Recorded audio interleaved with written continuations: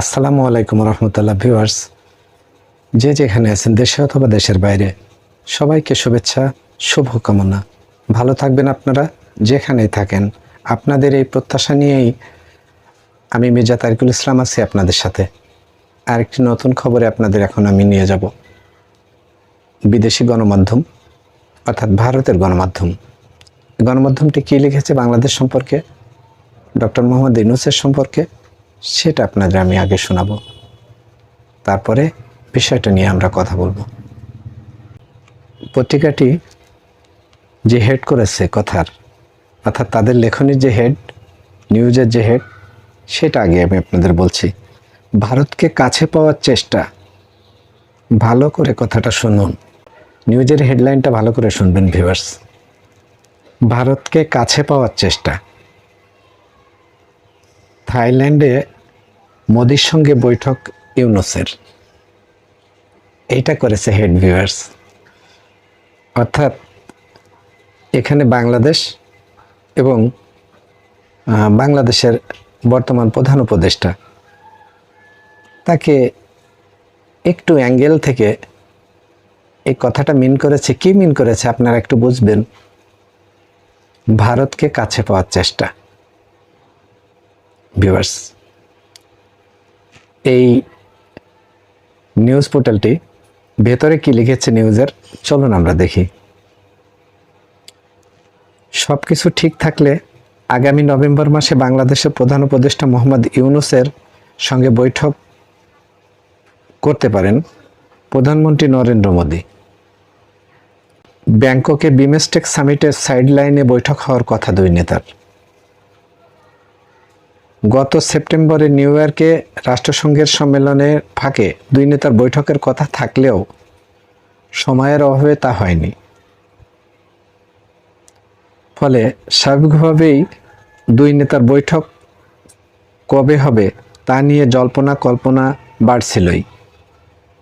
তবে নিউ ইয়র্কে জয়শঙ্কর ও তৌহিদ হোসেনের বৈঠকে দুই রাষ্ট্রের নেতাদের বৈঠকের বিষয়ে অনেকটাই আলোচনা হয়েছে বলে মনে হয়। কূটনীতিক মহল সেটা মনে করেন।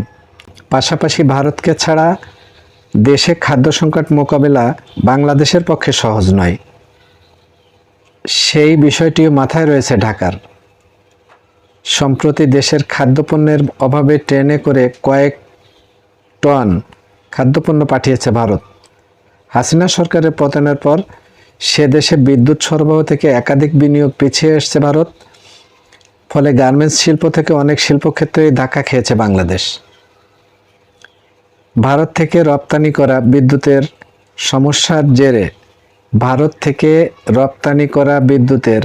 সমস্যার জেরে ধাক্কা খেয়েছে সে দেশের গার্মেন্টস সেক্টর। বিনিয়োগে বাড়ছে অস্থিরতা। সুতরাং সার্বিক স্থিতিশীলতার ক্ষেত্রে প্রতিবেশী ভারতকে অস্বীকার করার উপায় নেই বাংলাদেশের। সেই কথা বুঝতে পেরেই হয়তো প্রতিবেশীদের সঙ্গে সম্পর্ক স্বাভাবিক করার চেষ্টা শুরু করেছে অন্তর্বর্তী সরকার, এমনটাই মনে করছেন কূটনৈতিক মহল। তবে ভারত সরকারের একাংশ মনে করছে বাংলাদেশের বাস্তবতা মেনে ইউনূস সরকারের সঙ্গে দ্বিপাক্ষিক সম্পর্ক মজবুত করা দরকার। ভিউয়ার্স, এই কথাটি মনোযোগ দিয়ে একবার শুনুন। তবে ভারত সরকারের একাংশ মনে করছে বাংলাদেশের বাস্তবতা মেনে ইউনূস সরকারের সঙ্গে দ্বিপাক্ষিক সম্পর্ক মজবুত করা দরকার। আমরা বাংলাদেশের মানুষ, আমরাও সেটাই আশা করি, আমরাও সমর্থন করি। ভিউয়ার্স, বাংলাদেশের জনগণ, বাংলাদেশের বর্তমান সরকার, এই সরকারের সাথেই ভারতের কূটনৈতিক তৎপরতাটা স্বাভাবিক করা উচিত বলে আমরাও মনে করি সেটা। ভিউয়ার্স, আর কি লিখেছে দেখুন। বিশেষ করে ভারতীয় সংস্থাগুলির বাণিজ্যিক স্বার্থ ও সংখ্যালঘুদের সুরক্ষার বিষয়ে ঢাকার সঙ্গে পারস্পরিক আলোচনার মধ্য দিয়েই চলতে হবে নয়াদিল্লিকে। ভিউয়ার্স, এই অনলাইন পোর্টালটি সর্বশেষ যে কলামটি লিখেছে, কলামটা আমরা বাংলাদেশের মানুষ সর্বান্তকরণের সমর্থন করি এবং এই ধরনের ভিডিও আমরা আগেও উপস্থাপন করেছি সেখানে, যে আমরা বাংলাদেশের মানুষ, আমরা চাই ভারতীয় সরকার বাংলাদেশ সরকার তথা বাংলাদেশের জনগণের সাথে কূটনৈতিক বন্ধুত্ব স্থাপন করুক, এটা আমাদের বাংলাদেশি মানুষদেরও চাওয়া। ভিউয়ার্স,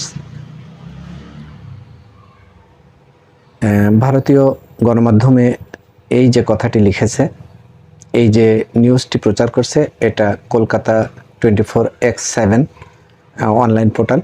এই পোর্টালটিতে এই নিউজটি প্রকাশ করেছে। এর সূত্র ধরে আমরা এই নিউজটি আপনাদের সামনে তুলে এনেছি। ভিউয়ার্স, আমরা এই পত্রিকার সর্বশেষ যে কলামটি লিখেছে, এই কলামটির প্রতি আমরা দৃঢ় সমর্থন জানাই। ভিউয়ার্স, আজ আর নয়, আপনারা যে যেখানে আছেন, দেশে অথবা দেশের বাইরে, ভালো থাকবেন আপনারা।